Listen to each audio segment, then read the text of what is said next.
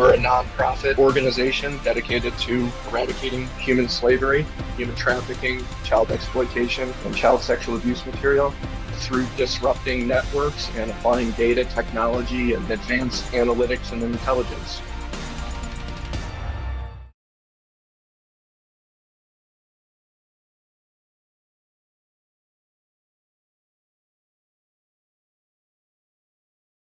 I'm Karim Rajwani, and I'm on the ATI Advisory Board. My distinguished panel has a significant amount of experience in financial crime risk management, including AML, and in particular, fighting human trafficking. Let me introduce you in no particular order. Freddie Masami is an experienced banker with 15 years of working in fraud detection and prevention, money laundering investigations, and financial crime risk management. He was a personal injury attorney and now is a senior financial crimes investigator with Truist Bank, where he works on projects related to money laundering and human trafficking. Alia Lalani with ScotiaBank is a compliance and risk management professional with nearly 20 years of regulatory risk management experience in the financial services industry. Alia is trained as a management auditor and a compliance officer and has a passion for lifelong learning focused on leadership and strategy. Mike Ripley. Mike is Vice President and BSA Compliance Officer of M&T's Analytical Working Group within the BSA AML Financial Investigations Unit. He joined M&T in 2001 and has held multiple roles, including Senior BSA Investigator, and most recently managing the targeted analytics team within the Financial Investigations Unit. Mike uses his knowledge of BSA AML and relationship with law enforcement to develop analytics for current threats and emerging trends in the BSA AML space. And Kim is also Vice President and BSA Manager at M&T Bank. She's had 20 years of banking experience, 10 of which have been in the BSA AML space. She has held multiple roles in the BSA AML space, including Financial Investigations Manager and managing the Analytics Working Group. Kim is currently managing the training program for M&T Bank's Financial Investigations Unit. And then Steve Zinger. Steve manages the AML risk experts at PNC Bank.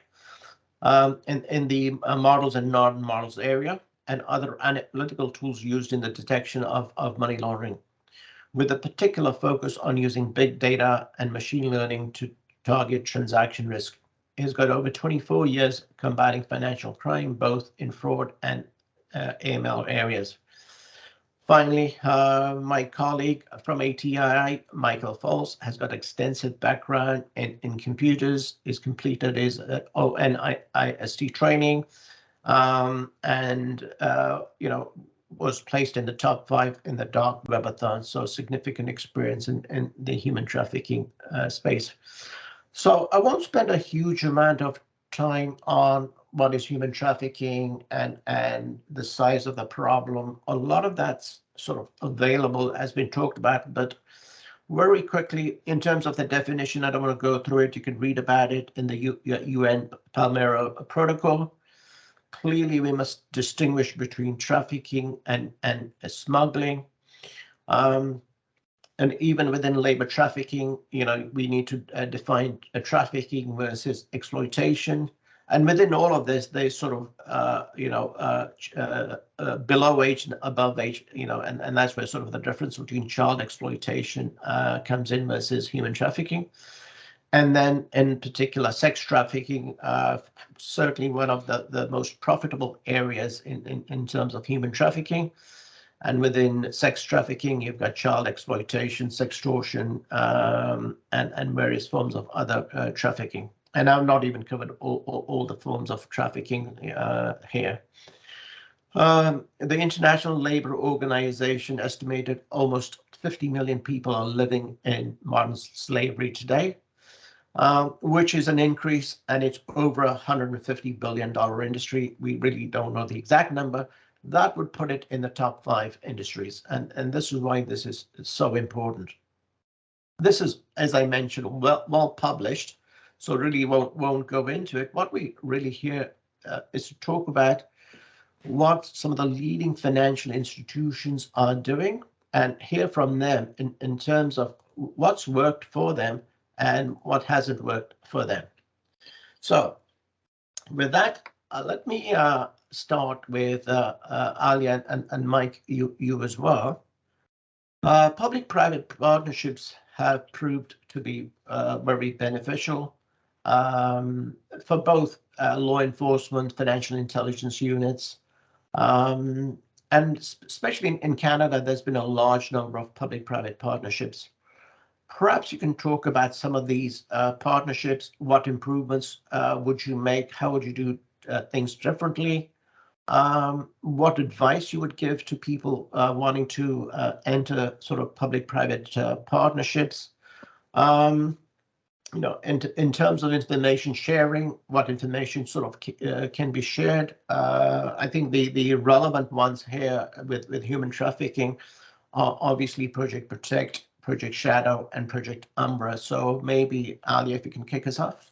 Yeah, sure. I have some notes prepared, so I'll just kind of go through them from the top, and maybe we can have a bit of a breakout at the end. Thank you, Karim. I'd like to focus the moments we have here on a few key points. I come here today as a representative of ScotiaBank, where through part of my job, I have an opportunity to reflect and to speak to audiences like this on how, as financial institutions, we have a big role in an economic responsibility to consider how we can keep the bank safe, and how we as financial institutions are an essential part of world economies to safeguard assets and continue to supply credit to individuals and businesses, but also that we have a moral obligation, as well as an increasing regulatory obligation to keep the communities where we live and work safe. A way in which we try to achieve that balance is through the power of the partnership. I also come here as a fellow human with concern and passion, inspired by actually you, Karim, and all the stuff you've taught me about human trafficking and how it is possible to see a small bit or a big impact on the problem of human trafficking on a global scale. I think to your opening comments, you shared that staggering quote of 50 million individuals worldwide subject to modern slavery in all its forms, whether it be sex trafficking or forced marriage or forced labor or online child sexual exploitation or organ trafficking or blood harvesting and trafficking, and more types of exploitation we probably don't even know about or have no data or information to track and learn from. And our response to that horrific number is the power of partnership. So what does that power of partnership actually mean? As financial institutions, we have access to data, lots of data that needs to be stitched together to do as we all know, to follow the money. And that path requires financial institutions to use data better and to know your data, or KYD, so that you're pulling and drawing from available sources to build out the investigation with as much intelligence as you can establish, so that you can get to a strong, reasonable grounds to suspect, as we all know.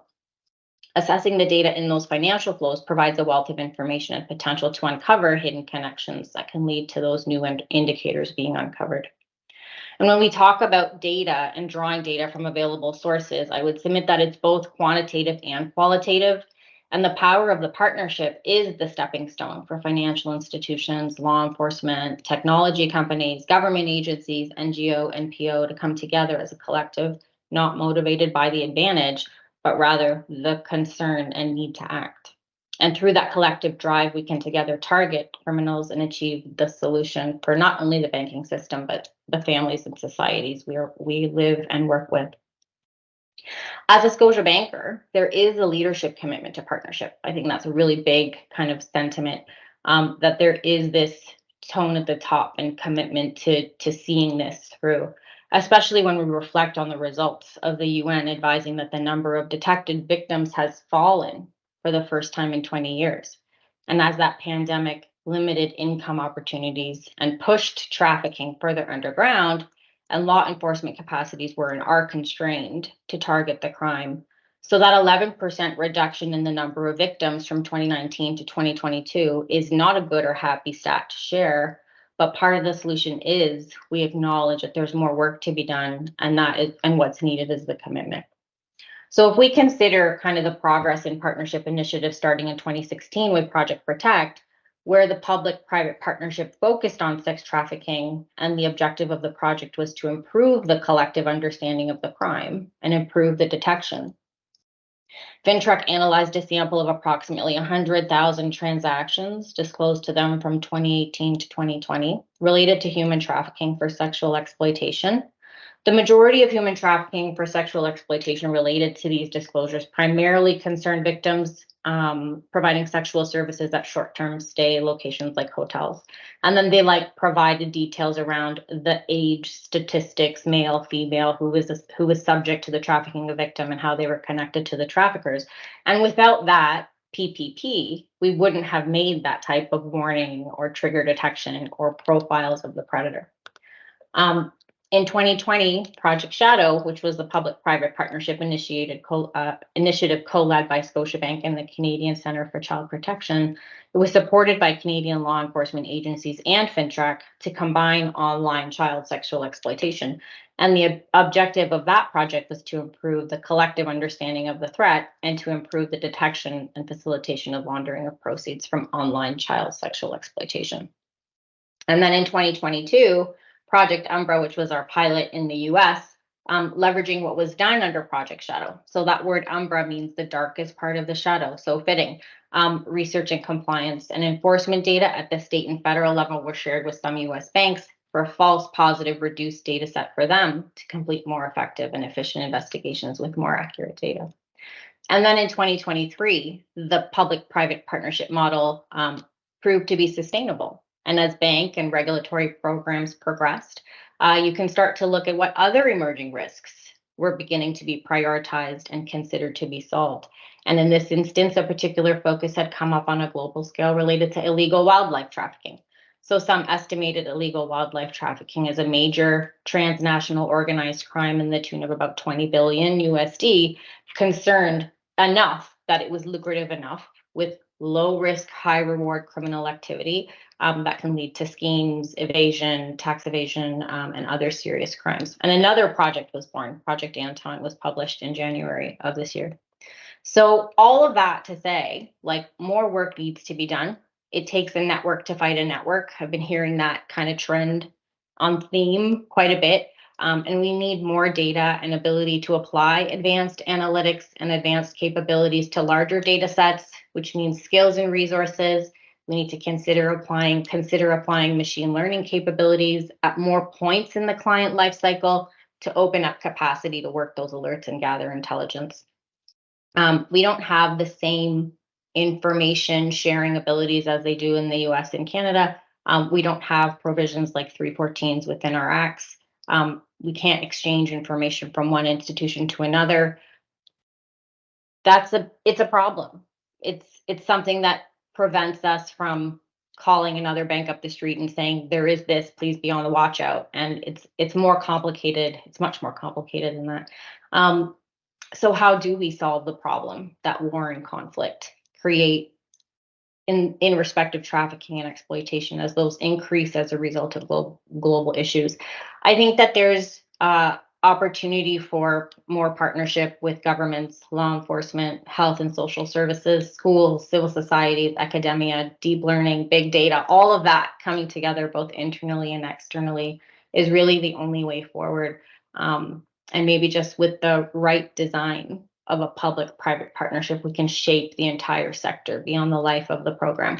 I wanted to make sure that I communicated those salient points because I think it'll provide some really good opportunity for discussion, considering our political, our regulatory, and our legislative landscapes are very different between the two countries, between the US and Canada and even other parts of the world. And there's more work, and I think through a collective call to action, like you've spearheaded a lot of that in your own career, Karim. And I think that there's more to be done, and it takes a village. It really does. Mike, you were involved in Project Umbra. Perhaps describe for the participants the steps involved and how does one go about conducting a Project Umbra exercise, some of the benefits and learnings you got from it. Yeah, absolutely. So Project Umbra was a collaborative collaboration between financial institutions, regulators, NGOs, and law enforcement through the Noble Network. The ultimate goal of the group was to identify and reduce child sexual exploitation. So through this project, we would work together on a weekly basis to learn about red flags associated with CSAM. This could be from intel from about typologies to trainings from subject matter experts, as well as law enforcement guidance. So one of the key benefits to working in this collaborative is if one financial institution identified a trend or behavior, we could work as a collaborative to understand that red flag. Or if something was ineffective, we could take those lessons learned and apply them to what we're doing. So it was very beneficial to work as a collaborative, either to understand red flags, or number two, to understand what did and did not work. CSAM is an incredibly difficult topic to classify and detect. So when you think about our traditional investigations, many of them involve high dollar amounts, um, concerning patterns of behavior. CSAM is kind of flips that in the other direction. Oftentimes they're low dollar. Oftentimes they're high volume, low dollar transactions. So it goes against a lot of what we typically do in a BSA AML space in trying to detect those concerning movement of funds. So understanding these red flags, understanding what to look for, all of this is extremely important and vital for detecting suspicious activity. So as part of this collaborative, we also worked with law enforcement directly. So we are a US-based financial institution. So through Project Umbra, we worked with different law enforcement agencies. And the benefit of having that direct um, communication relationship with law enforcement is that we could refer investigations over to them. If there was something that involved highly concerning activity, highly suspect information, we now had a contact that we could refer activity to. The other added benefit of working with law enforcement is they helped us to understand red flags or emerging trends in their areas of responsibility. So what I mean by that is concerns related to rural areas differ greatly than major cities. So understanding the types and behaviors of the different trends, behaviors related to CSAM or human trafficking is extremely vital. Law enforcement also was valuable to receive trends or advisories from. So with technology advances, so does the payment methods. So uh, especially in the CSAM space, with COVID, a lot of it moved online. So this could be the usage of digital payment methods. This could be the usage of chat programs. Um, so understanding how criminals are transacting is vital for detection. Um, and lastly, law enforcement will sometimes be able to provide presentations on certain topics. Uh, the one thing I truly believe is the best way to detect uh, suspicious activity or human trafficking or child sexual exploitation is education. The more we understand the red flags, the typologies, the behaviors, and roll it out to staff, the better we can detect. So from my perspective, working in that collaborative environment was extremely beneficial for the detection of potentially suspicious activity. Thank you, Mike. Before I jump onto the next topic with Steve, Kim, Steve, anything further to add on public-private partnerships? I can't echo everything that was said already more. I think the partnership part of it, no matter what, whether it's human trafficking or any other typology, banks don't work in isolation.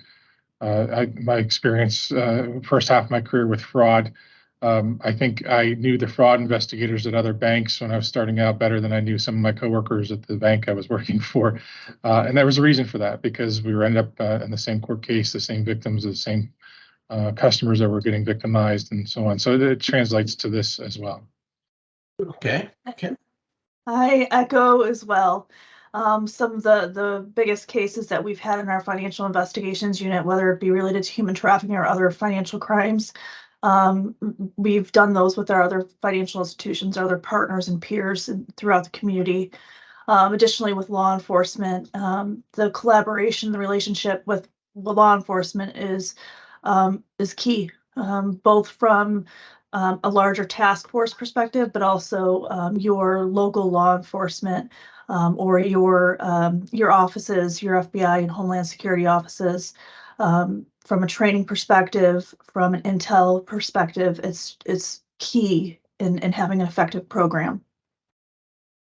Thank you, Kim. There's a lot of discussion on data.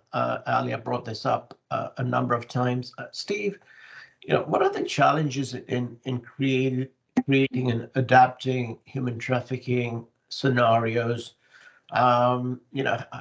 What advice would you give to individuals sort of embarking on this journey? But also in terms of data sets, are there sort of any external data sets that folks, financial institutions could sort of benefit in building out these scenarios? Are there sort of data sets which are sort of more useful, not so much the vendor, but the type of data set? And are there sort of data sets which currently we don't have access to, but we wish we had access to? So perhaps you could sort of talk more about the scenarios, the modeling, and the data aspects of this. Yeah, so I hear, Alia, you were talking data. I think the thought was always the more the better. I'm actually changing my thought a little bit to say the right data. You start getting too much data, then you have a lot of noise and unexpected results. So I think it's important for us to try to define what that right data is. With some recent work we've been doing, we're starting to bring in new data sources, trying to look at how peer-to-peer plays into some of these individual type actions, and getting the right pieces of those data sources is probably the biggest challenge. And then figuring out what combinations of those are the right approach. One of the ways we're trying to do a little better at this and moving into the machine learning with human trafficking is, I think a quantitative approach comes after the qualitative hard rules to get the data, look at our data set and make sure it's refined, figure out what else we need. Then you start becoming more adept at creating appropriate features that can be used in a machine learning solution. And so I think it's not just data, get more and more and more. It's what are you specifically looking for? Talking to those sources we talked about in law enforcement, talking about our partners that are the banks. So what are the things we're seeing?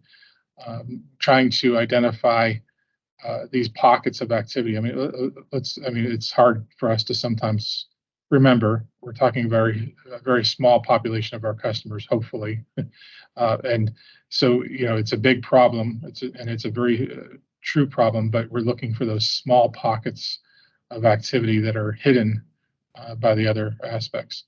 I think the data sources that are external to the bank probably needs a little bit of growth and understanding from the industry to say, what are we looking for?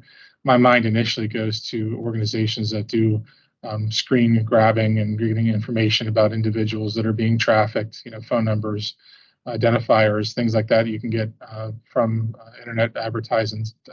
And there are many different organizations that can provide data sets that you can bump against your customer information. That's probably the most simplistic. But there are so many NGOs that are doing ongoing large organizational investigations right now about groups that are just right in front of us most of the time, that I think if we could figure out a way to better leverage those sources on a regular basis, I think it'd be better to help us to continue improving. The last piece of it I think I kind of want to touch on is we have to be agile. We have to be able to figure out what's happening today. If COVID taught me anything, it was that things happened very quickly with how the schemes can change and what we're seeing techniques being different. So that may mean that you need to pick up and change exactly what you're doing today. And maybe you have a standalone model that's looking on a regular basis. But what are you doing for this specific event that's happening, say, on the southwest border, or or the Canadian border in certain regions? And how can you be targeted and make sure you're reacting in a very large organization?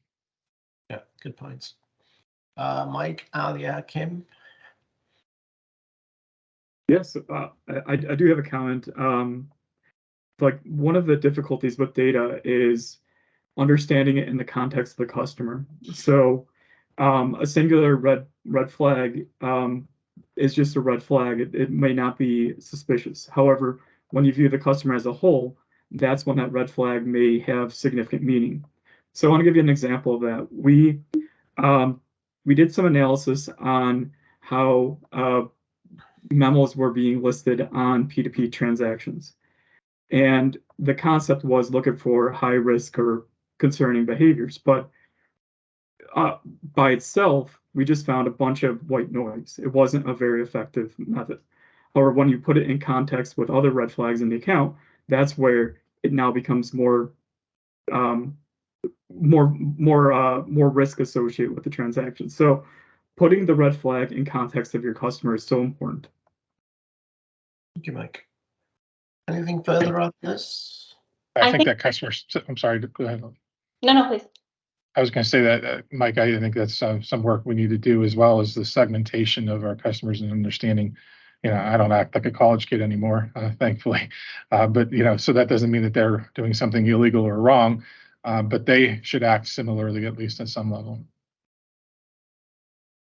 Alia? What you were saying, yeah, Stephen, when you talked about like the refresh of data to make sure you're getting like current and accurate on trend intel, that's going to allow you to identify newer things, newer patterns, areas of risk is really salient, because you can bring in external data, but if it's not relevant or the wrong set or references something you're not building as part of your own model, I think that becomes a challenge. And then like if you're also needing to invoice out for it or make a payment for it, making sure that it's actually being received for relevant purposes, especially because like the modeling aspect is costly, and you need to justify it sometimes, especially if you're still working through other significant remediations within a bank program, right? So I think that there's a lot to unpack with the relevancy and the currency of the data point that you brought up, and I think that was a really good insight.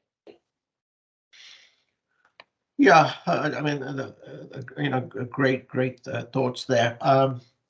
I'd be amiss if I didn't make a plug for the ATII data set.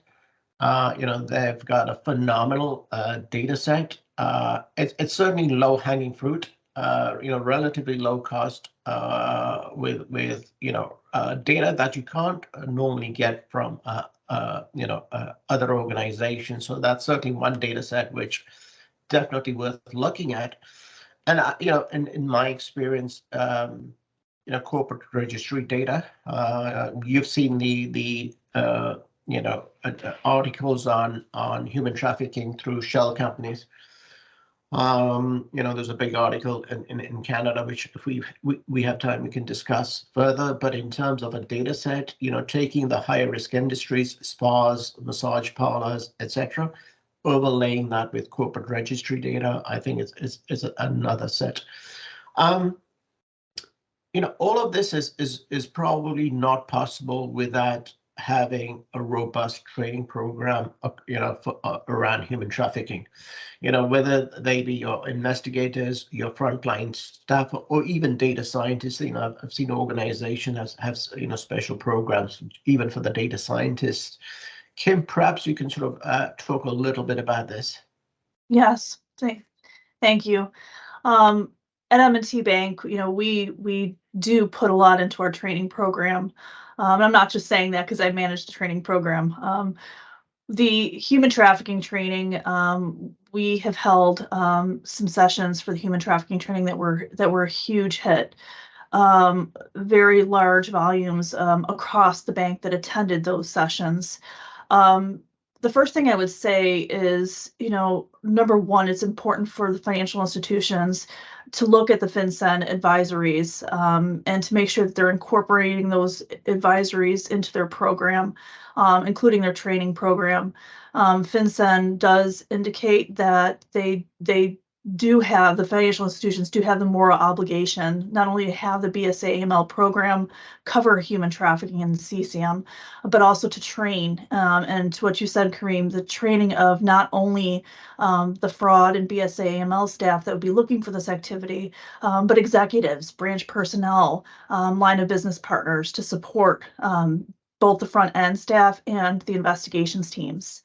And what we've found is successful is not only having the core training of, KYC related red flags or behavioral red flags and transactional red flags, but in addition to provide guidance on what the risk tolerance is for your financial institution.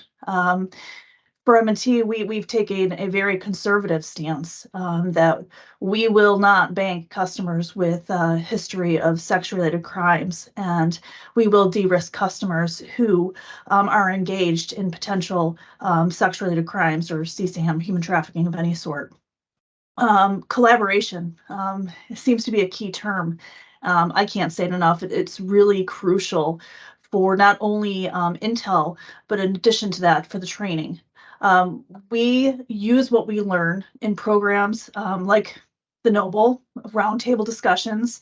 And actually, I've received data from ATII as well.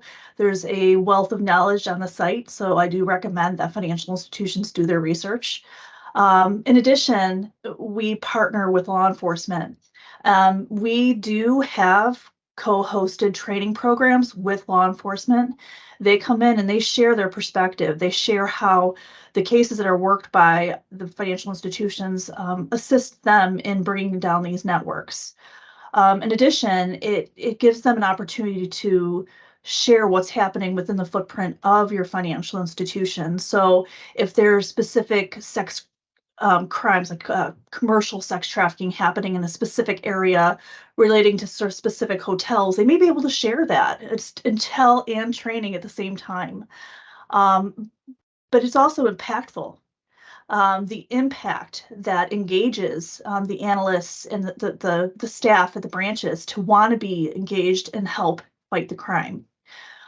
So we often have law enforcement share stories, whether or not it was directly related to our cases, or if it's directly related to instances that occurred within our footprint. We've had survivor stories, whether they be pre-recorded or we have somebody come in and speak. We also have our investigators share cases that they have worked relating to human trafficking. So it gives an opportunity for us to see what our bank is doing along with other financial institutions and law enforcement. Statistics about where this is happening, global and regional, so we can see what the impact is in our areas where the footprint of our bank, and then providing resources such as third-party resources or internal programs to assist if they believe that they or someone they know is a victim of sex crimes.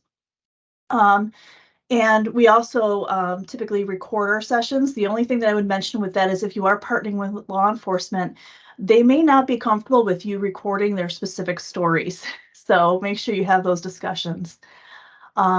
I, like everybody else has mentioned here so far, involvement in different programs, whether it be roundtable discussions, utilizing the 314B process to speak with other financial institutions in the US at least, and establishing those partnerships with law enforcement. It's crucial, not only for intel and creating models or analytics to identify the activity, but to train ourselves and our staff. Thank you, Kim. Alia, I know we've done a ton of training at Scotia. I'm sure you've carried that on, Steve. I'm sure you've had got a training program. Perhaps you guys can add to what Kim said. Yeah, I can go first.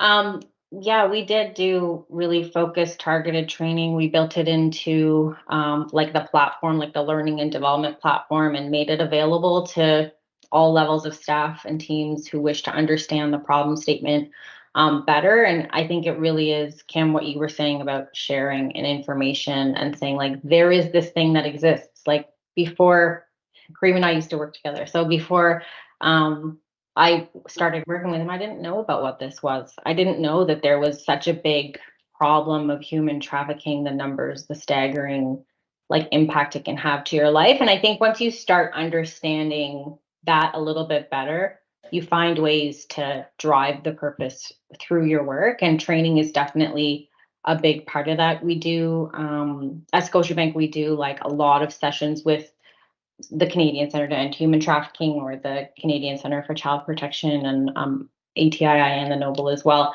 bringing institutions in to share through women in leadership programs or through other global platforms the impact that it can have. And I think part of the PPP work that's so important is the education and the training component. And when we were working through Project Umbra, there was some phenomenal training that came out of that. I think that it was case-based sharing, modeling and analytics detail, as well as the behavioral component of it, which was like I think it was a previous FBI profiler and the US Marshals who were actually giving us guidance on saying, like, this is what you need to consider when you're looking at an investigation and a potential customer behavior. So it's so deep, and I think it's really rooted in making sure people are informed. Thank you. Yeah, Steve. Yeah, it's interesting. Even outside of the bank and our employees, the education piece I think is also important there. Interesting story. After I did one of these panels, it was on the internet, and someone had come across that was in my personal life, and they said, well, what do you have to do with human trafficking? Yeah. And so I think that's probably the same prevailing attitude in the financial institution in many aspects, not necessarily our front lines, but even the back office folks that don't understand it's all about money, right? It's money at the end of the day. So I think there's a little bit of that education that needs to go on. And so I think just talking in our personal lives about these things that are maybe not over a Thanksgiving dinner, it's probably not the best subject there, but at least talking about awareness. And you start seeing these things in public now with billboards showing victims and what does that mean? Because any little piece of that information that gets spread throughout our communities is something that can help us ultimately. So. Thank you, Steve. I'm going to squeeze one more topic in, and that's COVID.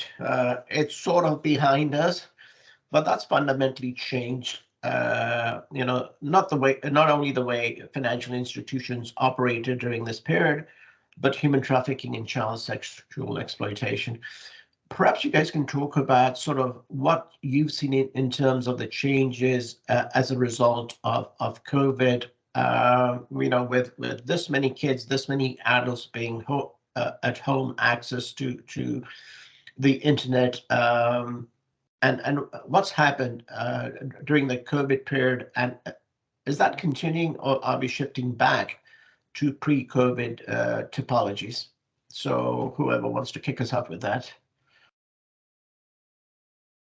I think at PNC we're seeing somewhat of a reverting back to pre-pandemic. I don't know if it's sustainable to tell that yet and I'm not even just specifically with human trafficking or smuggling, but with other typologies. So I would expect to see the same thing, I think, and it's probably too early to, like you said, we're sort of out of it, but not completely. We're still crawling along.